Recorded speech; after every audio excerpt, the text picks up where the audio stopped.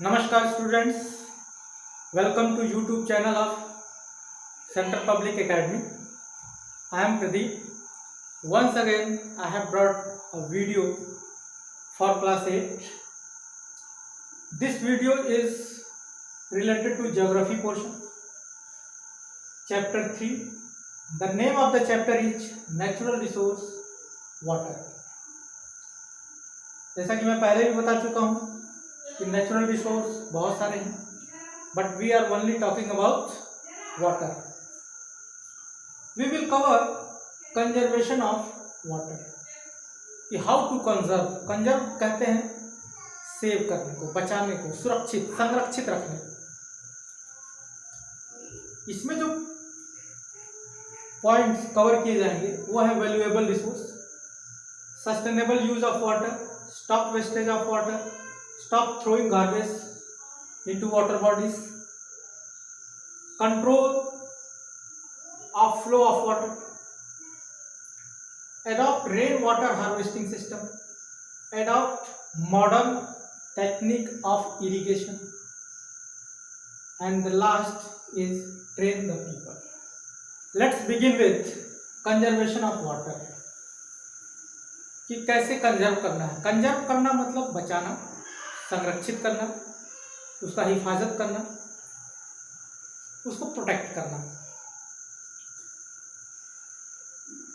सबसे पहले ये समझना है कि why we should conserve it.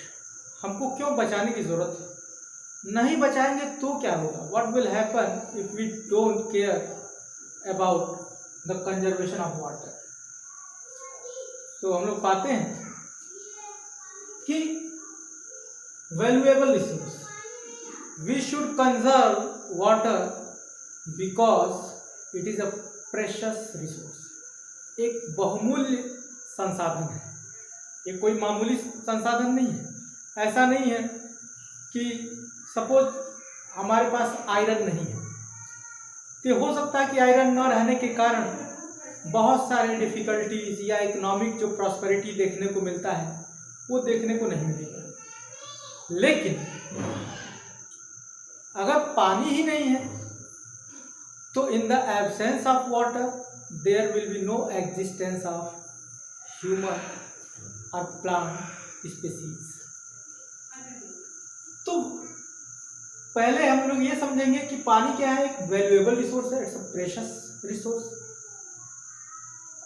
And it is priceless, अनमोल, जिसकी कीमत कोई भी नहीं चुका सकता. And it is a free gift of God. कि जब हमको कोई गिफ्ट देता है तो हम लोग बहुत हिफाजत से रखते हैं, बहुत उसकी केयर करते हैं. और ये वाटर है, it is the free gift of God. ईश्वर ने हमको एक अनमोल तोहफा दिया है एक, तो इसको हमको बहुत ही हिफाजत करके रखना है, कंजर्व करके रखना है. Next thing is sustainable use of water. कि कैसे, पहले समझेंगे कि सस्टेनेबल यूज किसको कहते हैं. सस्टेनेबल मीन्स होता है धारणीय या सतत. इसका मतलब क्या होता है, किसी भी रिसोर्स को अगर हम उसको अनकंट्रोलेबल तरीके से यूज करेंगे तो फ्यूचर में हमको उसका रिस्पांस नहीं मिलेगा. हो सकता है वो डीके हो जाए और खत्म हो जाए इस संसार. जैसे कोयले को आज हम लोग जिस तरीके से यूज कर रहे हैं या पेट्रोलियम प्रोडक्ट को जिस तरीके से यूज कर रहे हैं, आने वाले 30 या 40 ईयर्स में वो खत्म हो जाएगा. तो हमको क्या करना है, सस्टेनेबल यूज करना है. कि हमारी जो कमिंग जनरेशन है, तो using all the resources in this manner so that our coming generation will get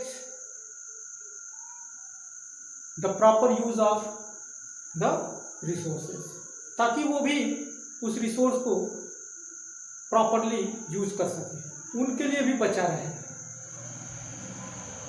या हम कह सकते हैं फ्यूचर के लिए भी ये हमारे काम में है, इस तरीके से उसको यूज करना. Stop wastage of water is the next point. हमको कैसे पानी को बचाना है, जितनी जरूरत हो उतना ही, यानी we have to use smartly. बहुत ही एक अच्छे तरीके से, एक वाइजली इसको यूज़ करना है। जहाँ जितनी ज़रूरत है, नहाने की ज़रूरत है या कहीं भी इंडस्ट्रियल यूज़ है या जितनी आवश्यकता हो उतना ही, जैसे हम भोजन उतना ही करते हैं जितनी हमको ज़रूरत पड़ती है। अगर ज़रूरत से ज़्यादा भी भोजन हम लोग कर लें तो भी बीमार, ज़रूरत से कम भोजन करते हैं तो भी हम हेल्दी नहीं रहेंगे। इट मीन्स एक बैलेंस्ड डाइट लेते हैं, एक बैलेंस तरीका होता है। उसी तरीके से हमको क्या करना है, वेस्ट नहीं करना है। Next thing is stop throwing garbage. Garbage कूड़ा कचरा है, कूड़ा कचरा को हमको पानी में नहीं फेंकना है। हम देखते हैं कि बहुत सारे हमारे वाटर बॉडीज़ हैं, सी है, ओशन है, रिवर्स है, लेक है, पॉन्ड है, टैंक है, कैनल्स है, ये सारे के सारे वाटर बॉडीज़ हैं। ये वाटर बॉडी को हमको बिल्कुल नीट एंड क्लीन रखना है। तो इसके लिए ज़रूरी क्या है कि हम इसमें कूड़ा कचरा ना फेंकें।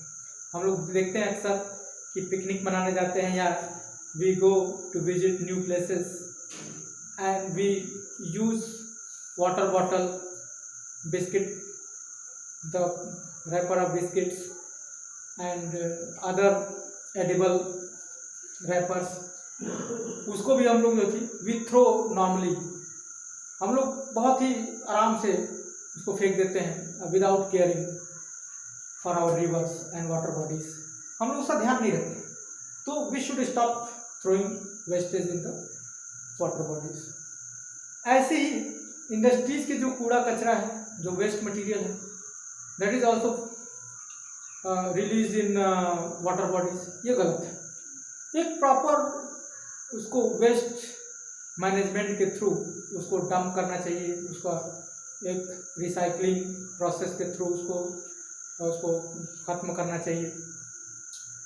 फिर ऐसे ही है, नेक्स्ट है control of flow of water. Flow of water, पानी कितना बहना चाहिए उसका कंट्रोल होना चाहिए। फॉर एग्जांपल हम ले सकते हैं, हम देखते हैं कि मुस्लिम भाई हमारे, खास करके अरेबियन कंट्रीज में जो पानी के बर्तन होते हैं वो टोटीदार होते हैं। एक पतला सा मुंह होता है और उस पतले से मुंह के रास्ते पानी जाता है जितनी ज़रूरत होती है, यानी उससे कितना ही तेज़ हम गिराएंगे तो उस पतले से मुंह के रास्ते ही वो पानी गिरेगा, यानी फ्लो ऑफ वाटर उसको कंट्रोल किया गया है। लेकिन हमारे यहाँ हिंदुस्तानी सभ्यता में, चूँकि हिंदुस्तान में देखा जाए तो पानी की कमी हर जगह नहीं है, कुछ ही जगह पर पानी की कमी है, तो जनरली हम लोग चौड़े मुंह का आकार का बर्तन होता है उसी से गिराते हैं, उसी से हम लोग काम करते हैं।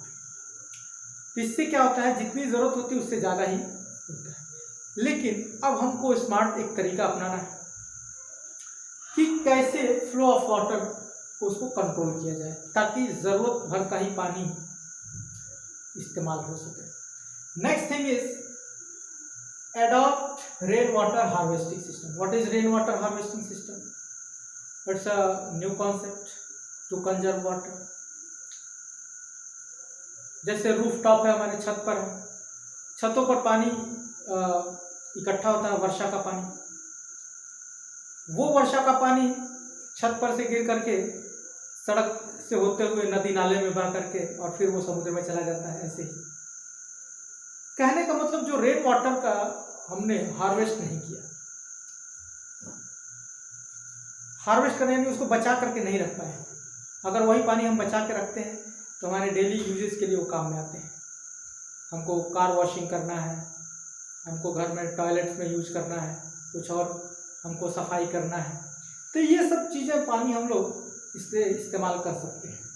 इसी तरीके से रेन वाटर हार्वेस्टिंग को अगर हम फील्ड में भी अडॉप्ट करते हैं, जैसे खेत के थोड़े से हिस्से में एक गड्ढा खोद दिया, उसको टैंक बना दिया और वर्षा का पानी उसी में जाके इकट्ठा हो गया, इससे क्या होगा कि जब हमको इरिगेशन की आवश्यकता हुई तो वही पानी मोटर के थ्रू या जैसे भी उसको हम जो है इस्तेमाल कर सकते हैं।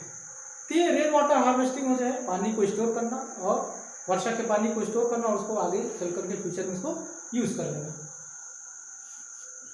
तमिलनाडु एक ऐसा राज्य है जहाँ पर एक कानून बना है कि हर घर को ये रेन वाटर जो है कि rain water harvesting system follow करना है। इस system next thing is adopt modern technique of irrigation.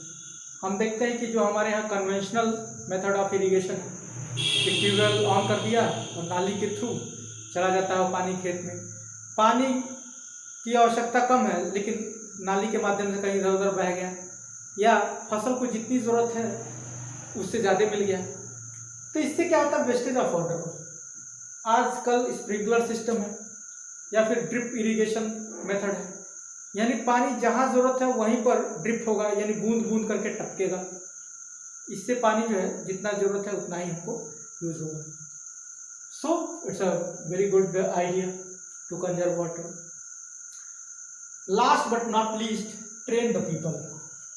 Personally I think the last point is the most important point, because all these points will be exercised by human beings। Human being के द्वारा ही, मनुष्य के द्वारा ही ये सारी चीजें की जाएंगी। तो इसमें क्या है, ट्रेन द पीपल, लोगों को प्रशिक्षित करना है, जानकारी उनके अंदर करना है।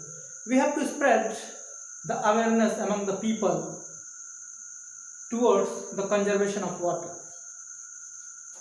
कि लोगों को ऐसे मोटिवेट करना है, उनको ऐसे कन्विंस करना है, ऐसे एजुकेट करना है कि वो लोग पानी की अहमियत को समझें, ये कितना प्राइसलेस रिसोर्स है इसको समझें, जानें, तब जाके ये हमारा जो कि वाटर ये कंजर्वेशन हो पाएगा।